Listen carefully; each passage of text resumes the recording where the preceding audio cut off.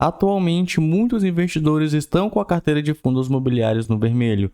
Só para você ter ideia, há 4 dias eu fiz essa pesquisa perguntando como que está a carteira de fundos imobiliários aqui dos inscritos e 89% disse que a carteira de fundos imobiliários está caindo. Então eu resolvi gravar esse vídeo para tranquilizar esses 89%. Mas me diga aqui nos comentários, como que está a sua carteira de fundos imobiliários? Ela está caindo ou ela está subindo? Vamos trocar essa informação porque ela é muito importante e vai tranquilizar vários outros investidores.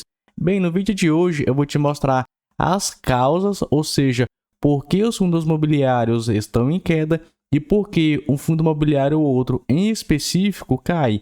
Vou mostrar também o que fazer nesses períodos de baixa e você também vai aprender a identificar quando é uma oportunidade ou uma cilada para você não perder dinheiro com fundos imobiliários.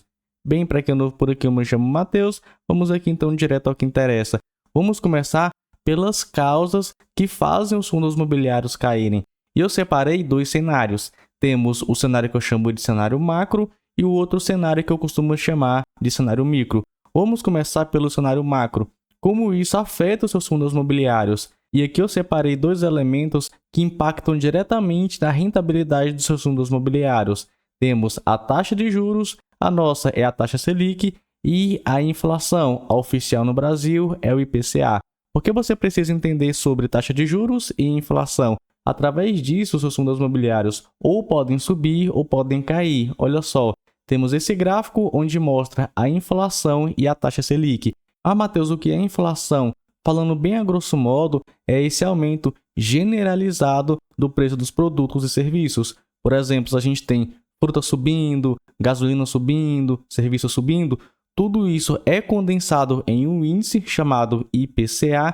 E aí você tem uma noção se o preço dos produtos e serviços estão aumentando ou se estão caindo. Nesse caso, temos então a inflação e é isso que ela é. Temos a taxa Selic. A taxa Selic nada mais é do que a taxa básica de juros da economia brasileira. Eu gosto de chamar de taxa-mãe, porque ela influencia todas as outras taxas. É como se fosse uma taxa de referência. Então, se a taxa Selic sobe, juros de empréstimo sobe, juros de financiamento sobe, juros do Tesouro Direto ou outro tipo de investimento ligado à taxa Selic também sobe. Agora, se ela cai, todos os juros tendem a cair. Mas ela tem também outro papel. Ela é usada pelo Banco Central como mecanismo para controlar a inflação. Então perceba aqui, ó, quando a inflação sobe, taxa Selic sobe. Quando a inflação cai, taxa Selic também cai. Você pode ver, ó, isso sempre acontece. Quando um sobe, o outro sobe. Quando um cai, o outro cai. E por que isso afeta os fundos imobiliários? Vamos ver aqui na nossa próxima figura. Olha só, aqui está o gráfico dos fundos imobiliários, aqui representado pelo IFIX, que é o Índice Oficial de Fundos Imobiliários, e a taxa Selic. Esse vermelho é a taxa Selic. Esse azul é o índice de fundos imobiliários. Perceba aqui, ó, quando a taxa Selic cai, os fundos imobiliários sobem. Taxa Selic cai, os fundos imobiliários sobem. Agora, quando a taxa Selic sobe, os fundos imobiliários eles tendem a cair e ficam por algum tempo andando de lado. E por que é importante você saber disso? Porque nesse momento a gente está vendo a taxa Selic subir. Então, taxa Selic subindo quer dizer o quê?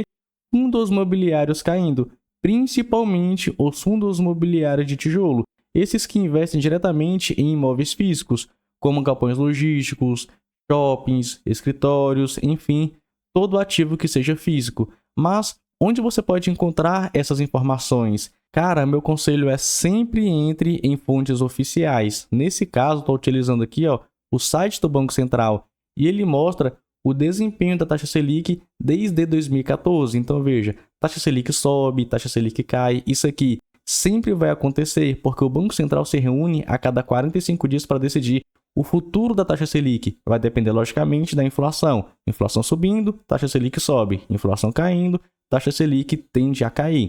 E olha só, o último aqui, ó, na última reunião do Copom, que é o comitê que muda isso aqui, a última reunião do Copom, olha só, a taxa Selic saiu de 10,50 para 10,75 e a expectativa é uma taxa Selic ainda maior. Veja, isso aqui é o que já aconteceu e o que está acontecendo. Matheus, como eu sei o que vai acontecer?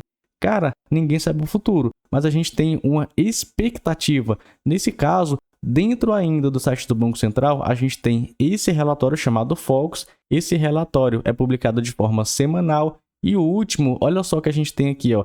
A gente tem algumas expectativas para 2024, 2025, 2026 e 2027. O que interessa mesmo a gente é a expectativa da inflação e a expectativa da taxa Selic. Lembrando, é uma expectativa, isso aqui pode ou não acontecer. Mas é bom você ficar acompanhando isso porque você tem uma certa noção do que os economistas, do que os analistas estão esperando. Nesse caso, esses economistas, esses analistas estão esperando uma inflação maior para 2024 e uma inflação maior para 2025. E inflação maior quer dizer o quê? Taxa Selic maior. Então temos aqui, ó, a taxa Selic saiu de 11,25% para 11,75%. Lembrando, isso é a expectativa do mercado. Em 2025, o mercado esperava antes, há 4 semanas, uma taxa Selic em 10,25%. E hoje está esperando a taxa Selic a 10,75%. Como a taxa Selic hoje está em 10,75%, o mercado está esperando que o Banco Central, ainda em 2024, aumente a taxa Selic. Nesse caso, taxa Selic maior quer dizer o quê? Fundos imobiliários caindo. Por isso que é muito importante você entender essa parte do cenário macro, porque se isso aqui está acontecendo, os fundos imobiliários estão caindo no geral, não quer dizer que eles são ruins ou que eles perderam o fundamento. Muito pelo contrário, é porque a taxa Selic está alta. Mas pensa comigo, quando a taxa Selic começar a cair, você vê, ó, a taxa Selic sobe e cai o tempo inteiro. Quando ela começar a cair, o que vai acontecer com os fundos imobiliários? Eles tendem a subir. E isso se você escolher bons fundos imobiliários. Ah, Matheus, eu comprei um fundo imobiliário qualquer, um fundo imobiliário ruim. Não quer dizer que ele vai subir, pelo contrário. Um fundo imobiliário ruim sempre tende ladeira abaixo. Mas beleza, digamos que você faça bons investimentos, esse fundo imobiliário seu, ele vai tender a subir quando a taxa Selic começar a cair. Esse é o cenário macro. Mas por que um fundo imobiliário ou outro em específico tende a cair? Aqui eu separei alguns motivos. Lembrando, esse aqui é o cenário micro. É você analisar fundo imobiliário por fundo imobiliário. Uma coisa que impacta muito na cotação do fundo imobiliário é o dividendo. Se o dividendo cai, a tendência é a cotação acompanhar isso e tender a cair. Mas por que o dividendo caiu? Aí você deve analisar o fundo imobiliário. É porque a vacância aumentou, a inadimplência aumentou, ou o fundo imobiliário deu algum desconto? Falando que bem a grosso modo, vacância, aqui eu estou tratando da vacância física, é aquela parte do imóvel onde não tem ninguém alugando. Por exemplo, você possui um imóvel, aquele imóvel está metade ocupado, a outra parte está desocupado. Essa parte desocupada a gente chama de vacância. Temos a questão da inadimplência. Inadimplência nada mais é do que aquele inquilino que deixou de pagar o aluguel, por exemplo. E algum desconto. Não precisa explicar, né? Desconto é desconto. E por que você deve estar ligado nisso aqui? Porque são questões temporárias, fáceis de resolver se o fundo imobiliário tiver bons imóveis. Por exemplo, aqui, ó, um tempo atrás, o XPLG11 teve a sua taxa de vacância aumentada. Saiu de 1,9% para 3,2%, porque o inquilino entrou em recuperação judicial, enfim, deixou de pagar, ficou inadimplente, ou seja, aumentou a inadimplência do fundo. Depois saiu, ó, outros inquilinos aqui e ele aumentou sua taxa de vacância. Mas o que acontece? Quando o fundo imobiliário tem um imóvel bom, um imóvel bem localizado, ele rapidamente pode alugar aquele imóvel para outro inquilino. Perceba aqui, ó, logo em seguida, em julho, ele diminuiu a sua taxa de vacância. Isso aqui é muito importante você de analisar porque se ele aumenta a sua taxa de vacância, ele provavelmente reduz os rendimentos temporariamente. Quando ele reduz a taxa de vacância, ele tende a aumentar os rendimentos. Então, a taxa de vacância aumentar não quer dizer que o fundo imobiliário seja ruim. Pode ser que seja uma boa oportunidade. Outra questão, desconto. Olha só, em 2020, o Brasil e o mundo inteiro sofreu uma crise violenta, aquela crise sanitária violenta. O que acontece? Muito shopping fechou, muita loja fechou. O que os shoppings então tiveram que fazer? Tiveram que dar vários descontos para os lojistas continuarem nas lojas. Então veja, com mais desconto, o fundo imobiliário tem uma receita menor e vai entregar um rendimento menor, que foi o que aconteceu aqui, ó, no começo de 2020 e no começo de 2021. Mas logo o desconto passou e veja, o fundo imobiliário aumentou seus rendimentos. diminuiu um pouco aqui, beleza, isso pode acontecer porque o fundo imobiliário estava entregando um não recorrente. Tem fundo imobiliário, por exemplo, que vende imóvel, aumenta temporariamente o rendimento do fundo, depois acaba aquele dinheiro e ele diminui o rendimento do fundo imobiliário. Isso pode acontecer também. Então, outro caso que faz com que o fundo imobiliário diminua o rendimento, mas não quer dizer que ele seja um fundo imobiliário ruim, muito pelo contrário. Então, você analisando isso aqui, você vai saber se o fundo imobiliário continua com fundamento e se é uma oportunidade. Outra questão, liquidez baixa. Você tem que ver se aquele fundo imobiliário possui uma boa liquidez ou uma liquidez baixa. Ah, Matheus, sou um pequeno investidor, não me importo tanto com isso. Beleza, mas é importante você entender isso aqui. Ah, Matheus, por que é importante eu entender isso aqui? Porque olha só, vou entrar nesse fundo aqui, ó, HGBL11, é um fundo imobiliário de logística aqui da Rede. Perceba que ele possui pouco mais de 1.500 cotistas nesse momento. Ele possui uma liquidez média diária de menos de R$100 mil. É uma liquidez baixa. Para ser uma liquidez boa, é de pelo menos 500 mil para cima. Beleza, temos aqui então uma liquidez baixa. Agora, digamos que vem uma pessoa, pode ser um institucional, pode ser uma pessoa física com muito dinheiro, enfim. Digamos que determinada pessoa, naquele dia, queira comprar R$50 mil, R$60 mil desse fundo imobiliário. Se ele quiser comprar R$50 mil com essa liquidez, a tendência ao fundo imobiliário aumentar o valor da sua cotação. Agora, se aquela pessoa quiser vender R$50 mil, a chance é esse fundo imobiliário cair, porque a liquidez é muito baixa. Então, qualquer movimento grande vai impactar diretamente na cotação do fundo imobiliário. Mas isso não quer dizer que o fundo imobiliário seja ruim ou seja bom. Aquela pessoa vai ter o motivo dela para vender, pode não ser o seu motivo. Então, liquidez baixa pode impactar diretamente a cotação do fundo imobiliário. E isso você deve olhar. De 500 mil para cima é uma boa liquidez. Para baixo é uma liquidez baixa e esses movimentos podem acontecer. Outra questão, o fundo imobiliário aumentou a sua alavancagem. A alavancagem nada mais é do que dívida. E como que a gente faz para saber se essa alavancagem é alta ou é baixa? Isso aqui é muito simples. Você vai pegar as dívidas do fundo e vai dividir, dívidas do fundo, e vai dividir pelo total de ativos do fundo imobiliário. Se der menor ou igual a 20%, é uma alavancagem tranquila. Acima de 20%, eu já considero uma alavancagem alta. Contudo, entretanto, todavia, temos algumas considerações a fazer, porque tem gestor que sabe muito bem lidar com a alavancagem alta. Vou te dar alguns exemplos. Olha só, temos aqui o nosso querido Gary 11. Perceba que nesse momento ele está com a alavancagem de 24%. Ó. 24%. 4% acima do que eu estipulei de 20%. Mas olha só, eles possuem disponibilidades, dinheiro, que cobrem 15 anos de obrigação do fundo. Fora que essa dívida está muito bem casada com os contratos com os inquilinos do fundo imobiliário. Então, é uma dívida bem tranquila se a gente olha esse ponto.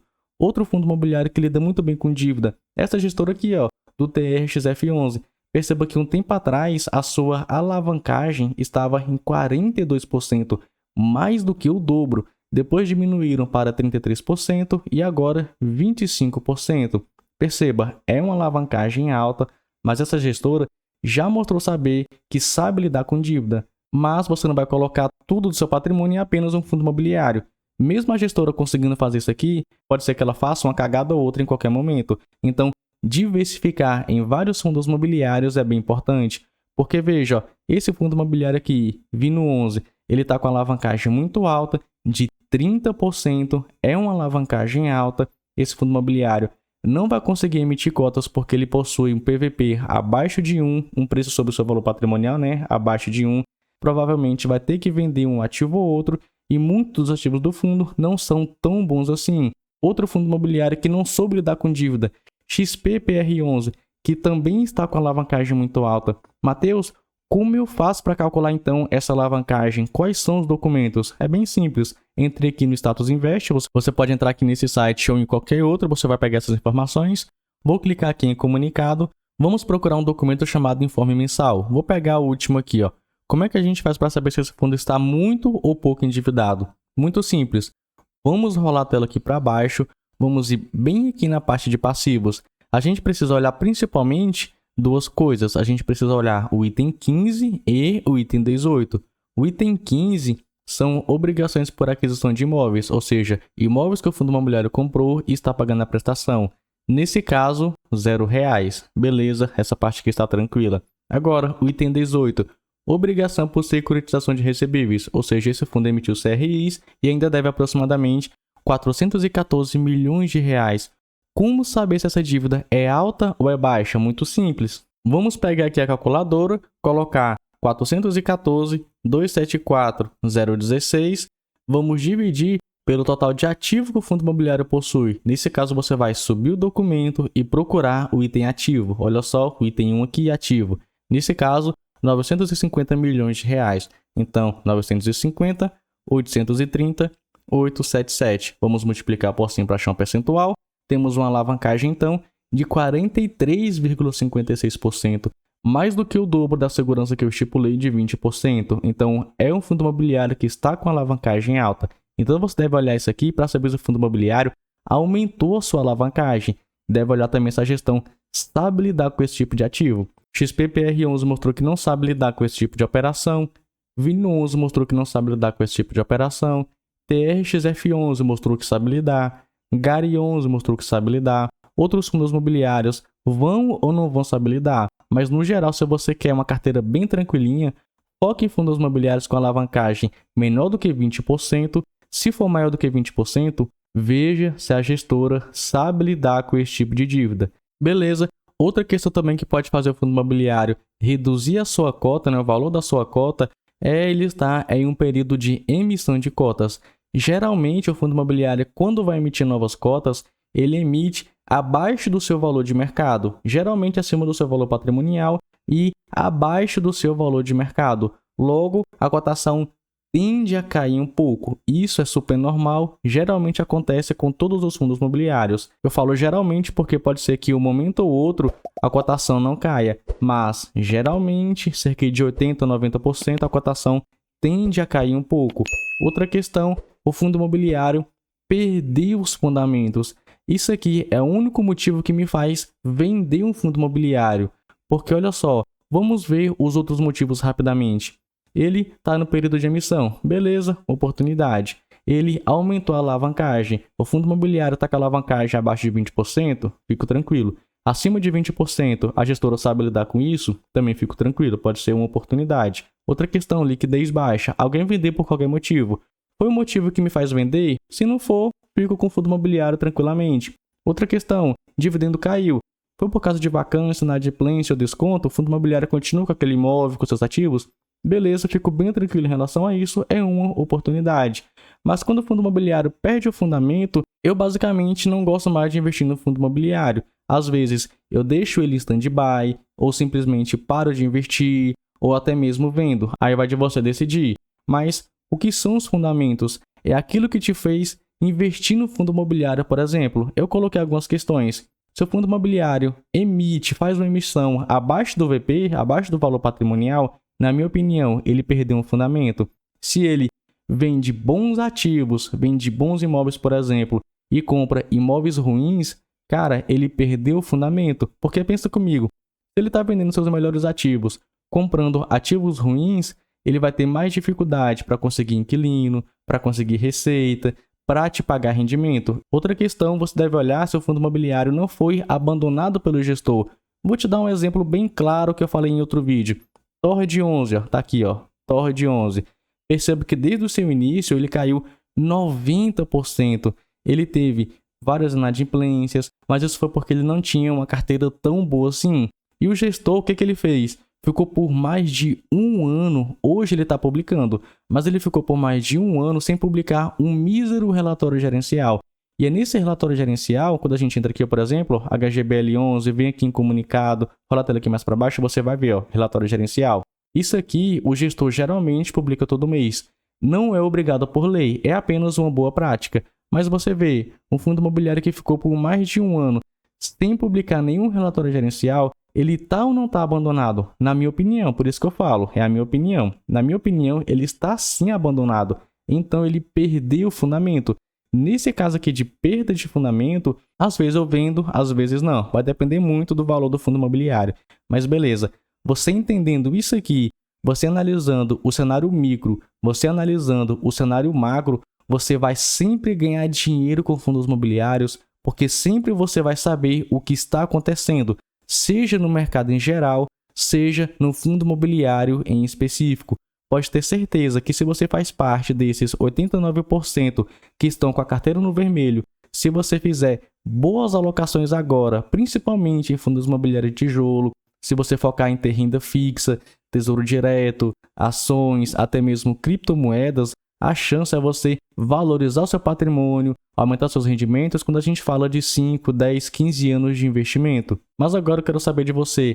Foi um vídeo bem diferente do que eu costumo fazer. Você gosta desse tipo de conteúdo? Se sim, comenta aqui embaixo. Sua opinião é muito importante para o futuro do canal. Fico por aqui, nos vemos então no próximo vídeo.